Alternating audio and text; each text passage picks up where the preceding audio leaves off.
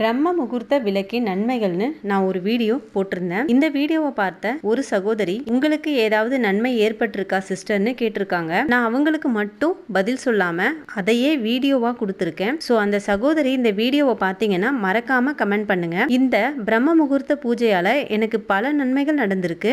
நான் ஒரு 4 வருஷத்துக்கு முன்னாடி தான் இந்த பூஜையை ஸ்டார்ட் பண்ணேன். ஒவ்வொரு வருஷத்துக்கும் எனக்கு ஏதாவது ஒரு இம்ப்ரூவ்மெண்ட் இருக்கும். இப்போவும் இருந்துட்டு தான் இருக்கு. குறிப்பாக போன வருஷம் இந்த பூஜையை ஒரு வேண்டுதலை நினைச்சு தான் செஞ்சேன். அது என்னன்னா, என்னோட கணவருக்கு ஒருத்தர்கிட்ட இருந்து பணம் வர வேண்டி இருந்தது. அது ரொம்ப நிலுவையிலே இருந்துட்டே இருந்துச்சு. ஒரு கட்டத்தில் அது வராதுன்னே நினைச்சிட்டோம்.